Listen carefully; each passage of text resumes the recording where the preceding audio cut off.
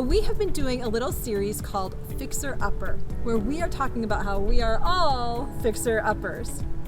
Jesus is working on each of our lives to shape us and mold us and refine us to become more and more like Him. And this is the process of being fixed up. Now, we've talked the last few weeks about building strength and about building consistency in our lives, our fixer-uppers. So if you've missed those talks, you can go back and catch them online. But today, we are going to be talking about building courage in our lives. Courage. All the little things that add up to help us build courage. Now, my dad was one that taught me to build courage by teaching me how to sail little sunfish sailboats at an early age. Now, it was a ton of fun, and he really made sure that we knew what we were doing. He taught me how to do sailor knots, he taught me how to speak all the proper sailor speak for different parts of the boat, and we always wore life jackets. Even though I was pretty sure that I was part human and part fish. I'd been swimming my whole life. But water safety, I understood it as a big deal. My dad knew how quickly people could get in trouble out on the water. Do you know what he did even once? He flipped our boat on purpose. Yes, I know. Who would do that? He did it though, so that I would learn how to build courage, to not be afraid when it happened to me by myself. He equipped me with what I needed to know to have confidence to right a boat after it had capsized.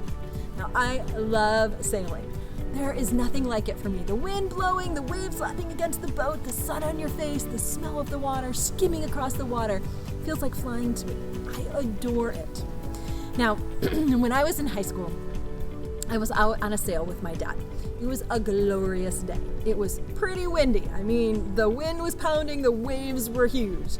I mean, you had to know what you were doing out there on the water because the wind was powerful. Now, on this windy day, after we'd gotten out near the middle of the lake, we noticed that a sailboat looked like it was in trouble. I mean, the sails were kind of flopping and it just wasn't working with the wind and the boat was kind of spinning. So we kind of watched it and I asked my dad if maybe I should swim over and help them. And my dad said, no, let's just watch them and see if they get it figured out. Well, we sailed nearby, we kind of circled them and we're kind of keeping an eye on them. And we watched as they finally completely just lost it. They tipped over, the two people went into the water and neither of them had life jackets on. My dad looked at me and I looked at him like, now? And he said, okay, go ahead. I'll stay in the boat, you can swim over and help them. Guys, this was my Baywatch moment. I dove into that water off our little sailboat and I swam to the rescue. David Hasselhoff was running along the shoreline, but I got there before the Hoff. So when I got there, it was two guys in the water. It was a college guy that had taken his nephew, like a little 10-year-old, out on the boat. And they didn't know how to sail. Neither of them had a life jacket on. Now, I had brought one life jacket with me because I could see that there was a kid on there, and I put that life jacket on the boy as he was treading water and the waves were pounding him, the wind was blowing. I mean, they were holding on to their boat, but this boat was completely flipped over, and they didn't know what to do. But I knew what to do because my dad had taught me. And so I put all my weight on the keel of the boat, and I maneuvered it so the wind would pick up the sails and flip it back over. And I flipped that boat back up. I gave them a quick lesson. I recommended they head to shore, which I'm pretty sure that they did. And I'm pretty sure that neither the college boy nor the elementary boy liked being rescued by a high school girl. That college kid later walked down the beach to bring us back our life jacket and thanked my dad for helping them. My dad? Oh well. David Hasselhoff probably never got thanked either. So it goes when you are part of Baywatch.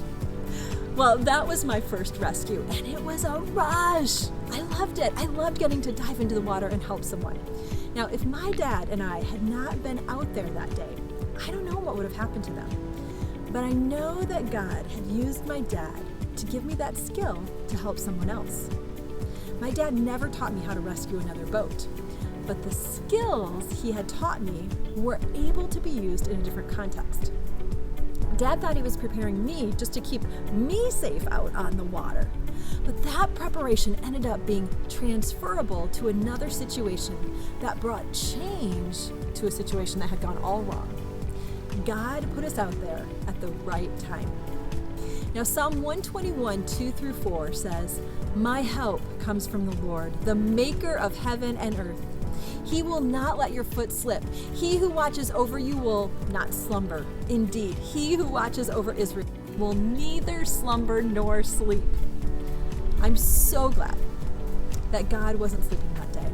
And I have to tell you, I don't really understand how it all works. I mean, some things happen in this world and I wonder where God was. I mean, I really wrestle with a lot of the evil atrocities that happen in our world. I mean, sometimes, it just might be me, but I feel like our culture is this giant tidal wave that is crashing over us and sweeping our feet out from under us. Do you ever feel like that?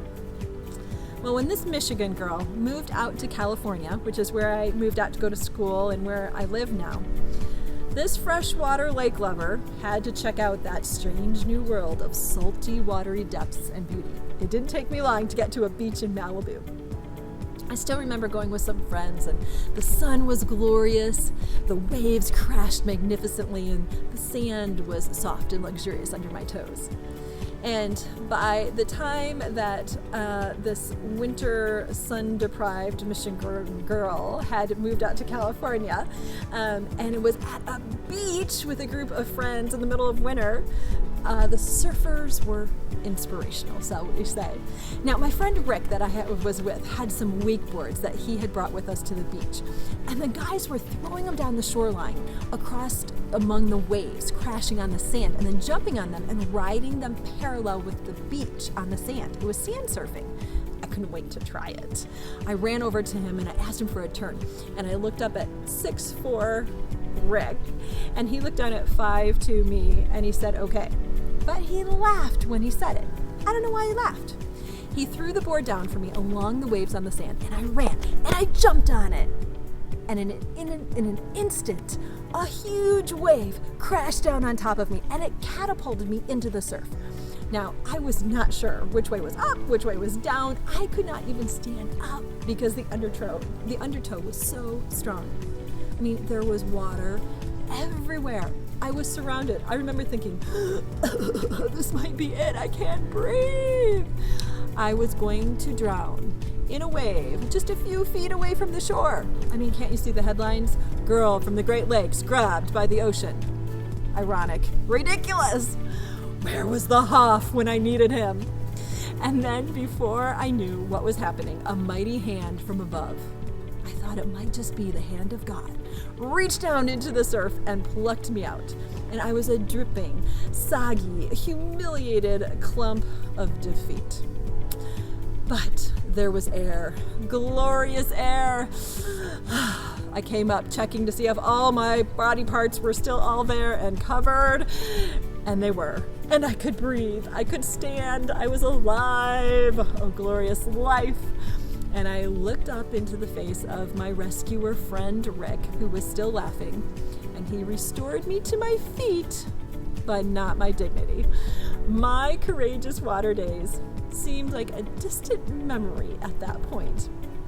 Man, those undertows in the ocean are a powerful force that leave you not sure which way is up or down, and not sure or where to swim, how to swim, where to swim. I mean, it's like a water black hole. It's a sneak attack. You can't see them. 1 minute you are having fun and in control, and the next you get knocked off your feet and you are swept away, saying, what is happening? Now, sometimes I feel like the world we live in has these cultural waves. The behaviors and the norms of our world have a really strong pull of influence on me and those around me. Culture shapes much of what we do and who we are. It surrounds us in every direction. So much so that sometimes we do not even know that we are being influenced by it. Our culture speaks into our lives at every level, doesn't it? I mean, when we watch the news, the media and the politicians report the news every day, which informs how we're making decisions and how we're going to live. I mean, even the music we listen to gives us ideas. It puts these ideas in our heads about what our lives should be like. I mean, Think about how culture has shaped how maybe even you greet people. You probably greet people by saying, "Hey, how you doing?" And you probably either answer when people ask you, "I'm fine, I'm good," or "I'm busy," because that is our culturally appropriate standard response. Now, our family shapes us too. I remember how my grandmother told me when I got married, "Lisa, if you don't know what you are going to have for dinner, just set the table. It makes it look like you have a plan." I thought it was kind of genius. And so I did it, and I still do it to this day. Our families strongly influence our culture and how we behave. And we really can't escape our culture. It is a part of who we are. It has a powerful, strong pull on us, like that undertow of the ocean that pulled on me. It is constantly pushing on us, and it pushes the waves of culture toward us, and it shapes the sand that we walk on. Much of it even feels kind of natural and comfortable to us because it's what we know. And much of it felt very comfortable to the men and the women of the ancient world too. John wrote in John 15:19, "If you belong to the world, it would love you as its own. As it is, you do not belong to the world, but I have chosen you out of the world, and that is why the world hates you." Really? Really, Jesus? Hated? I don't want to be hated. But this verse also says that I can be loved by the world. I can be included and accepted in this world and for this world, if that is what I desire. Oh, and isn't that a strong pull? To be accepted, to fit in, to be informed. Because the opposite of that is to feel out of place. And that's just awkward, right? I mean, there's a lot of reasons that sometimes we don't feel like we fit in with the group. Have you ever felt awkward? Maybe we are too talkative or too quiet. Maybe we're too task-oriented or too people-oriented. Maybe we're too emotional or too rational. Maybe we agree too much or not enough. Maybe we argue too much or not enough. Maybe we take initiative all the time or we procrastinate all the time. I mean, these are personality traits and things that we can work on adjusting to get along with people. But I'm talking about that feeling that we have, that awkward feeling of feeling like a fish out of water, maybe an alien on a foreign planet. You look around and you think, where in the world am I? I mean, Jesus had a very real understanding that followers of Jesus were going to experience this. They were going to feel this. Jesus could even relate because he experienced the same kind of feeling as being God living amongst mortals in human flesh. John 17:14-16 says, "I have given them your word, and the world has hated them, for they are not of the world any more than I am of the world. My prayer is not that you take them out of the world, but that you protect them from the evil one. They are not of the world, even as I am not of it." So how do we let God protect us? How do we keep our souls pure, our relationships healthy, and our minds engaged with Jesus? And our families living, like as Eugene Peterson said, in a long obedience in the same direction with Jesus. How do we do that and also engage with our world? How do we engage with those who do not yet know Jesus? How do we bring light to a dark world? Because I want to engage my world to know Jesus. To do that, we cannot be so removed that we cannot relate or connect. We have to place ourselves in situations that allow us to build relationships and gain influence. The challenge is placing yourself in these dark places with courage rather than fear. See, darkness is scary, and it can feel overwhelming, and it can feel powerful. Darkness feels like that undertow of the ocean. We have this great promise and hope in John 4:4-6. It says, "You, dear children, are from God and have overcome them, because the one who is in you is greater than the one who is in the world. They are from the world and therefore speak from the viewpoint of the world, and the world listens to them. We are from God, and whoever knows God listens to us, but whoever is not from God does not listen to us. And this is how we recognize the spirit of truth and the spirit of falsehood." How do we be in this world, but not of this world? How do I live for Christ when I have waves of secular culture crashing over me? How do I live for Christ when my coworkers live to make money and just party all the time? How do I live for Jesus when my marriage is hard right now and everywhere I look says, oh, you can get divorced and try out a new model? How do I live for Jesus when the undercurrent of culture is anti-Christian? How do I live for Jesus when the world is pushing me to follow my heart rather than follow God's heart? The world is pushing me to do what makes me happy rather than what makes God happy. The world is pushing me to be independent rather than dependent on those that God has put in my life. Oh, friends, we are bound together in loyalty to a story that requires faith, and that puts us at odds with this world. Now, we usually respond in one of three ways to this world. One, we separate ourselves completely out, we avoid and shut ourselves off. Or we alienate ourselves, so we just point out problems with no solutions.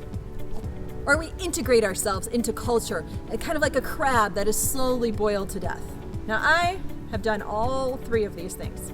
And I want to believe that there is a better way to advance the common good.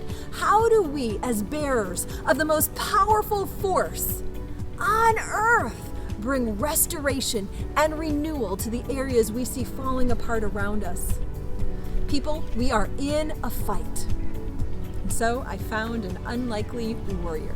Unlikely because no one expected this person to be a warrior, mainly because she was a she rather than a he. She sat under the morning sun in a canopy of palms, date palms. Their green palms contrasted nicely with the bright orange dates that were ripening in the sun. She far preferred to be outside rather than cooped up indoors. And this is where she set up her courts, under the palms. And just as the palms turned their faces to God, that was her heart, her vision for the nation of Israel. Her eyes would look up and out to the Judean mountains that seemed as old as time. And she offered up a prayer to Yeshua and asked for wisdom and discernment and insight for the day ahead. May Yeshua unify them as one nation under God. She would shift her weight on her bench and look at the line of people before her that morning. They had all come with a dispute, a problem, a question. There was no end to the squabbles among the people. Jealousy, fear, desire, pride, all these things often ruled in their hearts of her people. Her advisors showed them in one by one, and she would listen and give a judgment on the matter. Most, not all, went away satisfied. She let her advisors know that she wanted to finish early today so that she could spend some time in dedicated prayer with the Lord before she went home and had dinner with her man, her main squeeze, Lapidoth. Now, Lap, he was a good man. And she was grateful that she had a strong man by her side. She knew it must be hard on him to be married to such a prominent public figure for Israel. But he didn't complain. Now, his name meant torches, and the sages would say that he lit torches to drive away the dark. And so this was also the effect that his wife Deborah had on everyone around her. She was a holy woman, spreading the light and hope that was only found in God.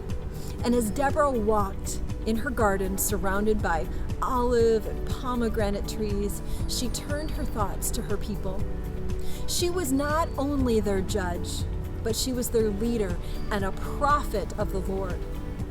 Why was it so difficult for a nation to obey and follow God? Why was it so difficult for her nation, God's chosen people? They had watched God provide for them so many times. Yet it seems that they always forgot. They always turned their backs towards God. They began to serve themselves and their own idols rather than God. Now, when Ehud, their last judge, died, the people completely lost it. They partied nonstop. They glorified in their own selfish desires. They gratified their own flesh. They indulged themselves with no self-control. They completely forgot about God. They forgot that God always had their best interest in mind. And as a result, Israel was overtaken by the godless nation of Canaan. Now Jabin was Canaan's king, and Sisera was his evil sidekick, who commanded the military. And for 20 years, the nation of Israel had been under their cruelty. And suddenly, that day, the Lord spoke to Deborah, and she knew. She knew it was time. She had been waiting. They had all been waiting. The people were finally turning back to God, and he had spoken. She knew what must happen, and she boldly and courageously affirmed what God had commanded. She summoned Barak. He was the commanding military leader of her people. Barak, the Lord has spoken. It is time. Take 10,000 men and lead them up to Mount Tabor. Now I will take care of leading Sisera and their 900 chariots toward the Kishon River. And when you see them there, you must attack. Barak tilted his head a little. What is she talking about? How in the world are we going to defeat that kind of military strength? It sounded crazy. He had a little war going on in his own head and heart because he knew that the Lord seemed to speak to Deborah. Maybe something this crazy could work, but only if she was there. And so he said this, Deborah, I will go with you if you come with me. But if you don't come, I'm not going. So Barak was clearly living large in the courage department. Well, Deborah's rare combination of judge and prophet merged into this one moment as she considered this position that the Lord had given her.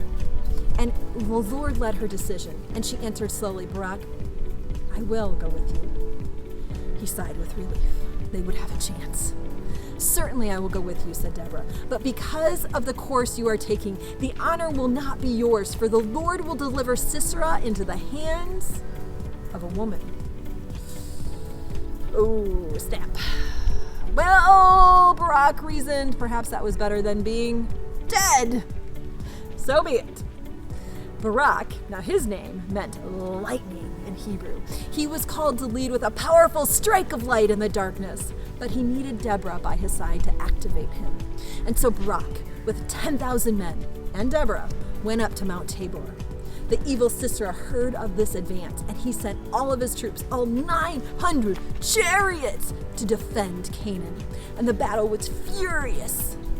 The Lord was with the Israelites, and they were victorious. Now Sisera saw the defeat, and he ran away on foot to escape.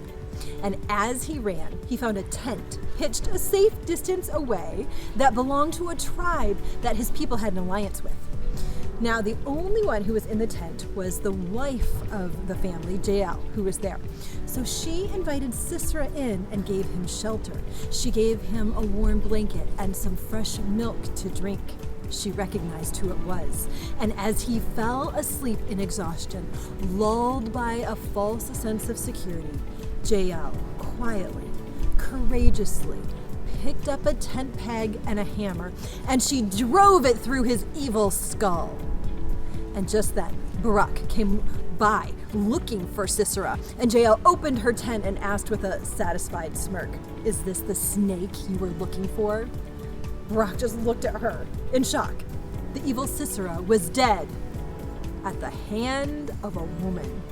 Barak shouted out a cry of victory, and forgetting himself, he picked up Jael and he spun her around the tent. Sisera was dead. On to the king. Well, the Lord was with Barak and the Israelites, and he and they also subdued the evil king. Victory went to Israel.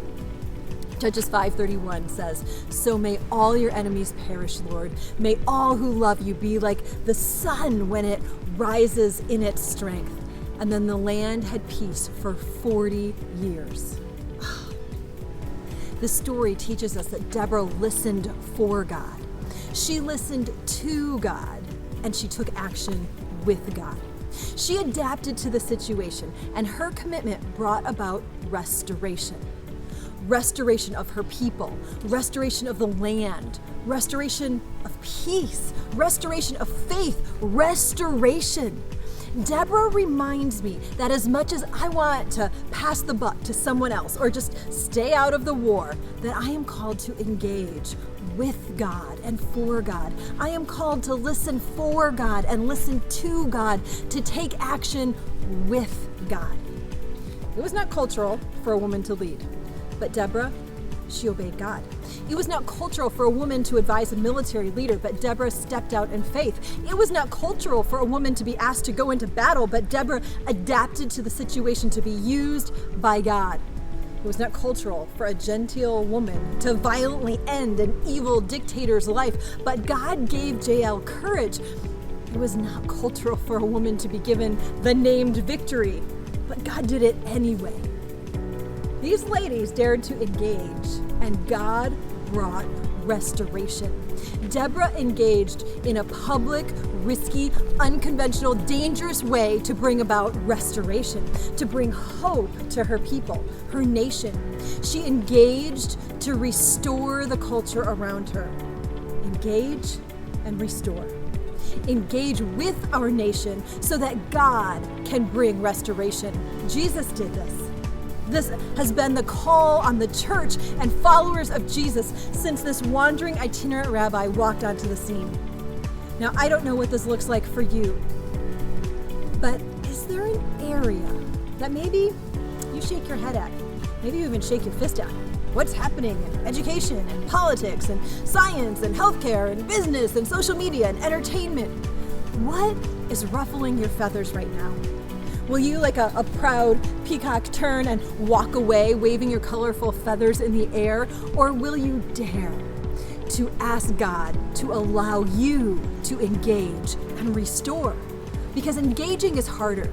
You have to be connected to Jesus as your lifeline in the powerful undertow of culture to give you wisdom and direction and courage. And when we lean into Jesus to ride a wave, we may fall. But his hand is faithful and available to pick us up and prevent us from drowning. I believe that Jesus wants to use his people. He wants to use you to bring restoration to the areas of culture that are just rotting the moral character out of our people. Engage and restore. Engage with our nation so that God can bring restoration. 1 Peter 2:12 says, live such good lives among the pagans that though they accuse you of doing wrong, they may see your deeds and glorify God on the day he visits us.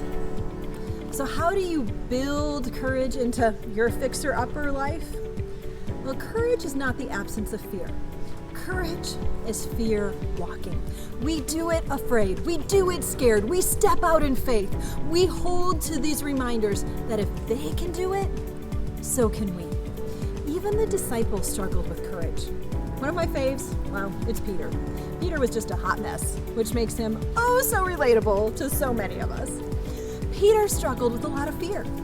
And one day, when Peter was out on his boat with the other disciples, Jesus had just sent them ahead and he was later going to come join them. Now remember, Peter, he was a fisherman his whole life.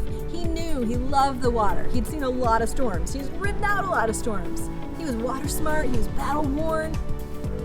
But that dawn day, he saw something happen that in all his years out on the water he had never seen. Just before dawn, after a rough night of being tossed by high winds and the waves pounding against the boat, Peter looked out and across the water and he saw something. He saw someone coming towards their boat. And it wasn't another boat. And it wasn't someone floating or swimming in the sea. He rubbed his eyes. He downed the last of his coffee. He looked harder, willing his foggy, sleep-deprived brain to focus. And the words slipped out of his mouth before he even knew what he was saying. He immediately went to the worst-case scenario. He let his fear drive what he was seeing. He looked out and saw something he didn't recognize, and he said, "Ghost! It was a ghost!" The account says that the disciples cried out in fear. Fear. This is where some of us live, right? In marriage and parenting, as college students, on the internet. This is why our news is the way it is. Every night, our news at 11 o'clock. You are going to die, people! People are freaked out. And Peter and the disciples were freaked out. But this ghost, it had a name. Matthew 14:30 says, but Jesus immediately said to them, take courage. It is I. Don't be afraid. Do you know over 360 times in the Bible, God says these words, don't be afraid. That's almost one for every day of the week. Lord, if it's you, Peter replied, tell me to come to you on the water. Come, he said. And then Peter got down out of the boat, walked on the water, and came towards Jesus. So this right here, it took some courage. A lot of us think courage is something we either have or we don't have. But Jesus told Peter to reach out for it, look for it, choose it, take hold of it. But then Peter took his eyes off Jesus, and that sin nature of fear took hold. But when he saw the wind, he was afraid and began to sink, and he cried out, Lord, save me. It's easy to have faith in your marriage when you're looking at Jesus, but you start sinking when you look at your spouse. It's easy to have faith in Jesus when you're looking with your finances, when you're looking at Jesus, but you start sinking when you look at your bank account. It's easy to have faith in your kids thriving when you're looking at Jesus, but you start sinking when you have to realize you've got to make some sacrifices for them. For you students, maybe it's easy for you to have faith in Jesus at home, but you start sinking when you get to your college campus. It's easy to have faith when the sea is calm, but it is hard to have faith when the winds are blowing, the waves are pounding. And Peter was faced with strong wind and waves and unknown things, and he was terrified and he began to sink. But immediately, Jesus reached out his hand and caught him. You of little faith, he said, why did you doubt? See, he was Peter's Savior. He's our Savior, and he saves us every day. Don't you love how in this account, the speech comes after he is safe in the hands of Jesus? Jesus caught him first, safe. And then the question, why did you doubt me? See, Jesus is not done yet. He is not done with you yet. With Jesus, our dilapidated fixer-uppers are a new creation in Christ. Now, we've spent a couple of weeks talking about the different ways of building strength, and last week we talked about building consistency, and today we're talking about building courage. And when we let Jesus be the master builder over our lives, he transforms our fixer-upper into something even more beautiful than what Chip and Joanna Gaines could ever do. So I invite you, I encourage you to step out in courage, to engage with our nation so that God can bring restoration. Engage and restore. Are you ready to stand and take action with Jesus?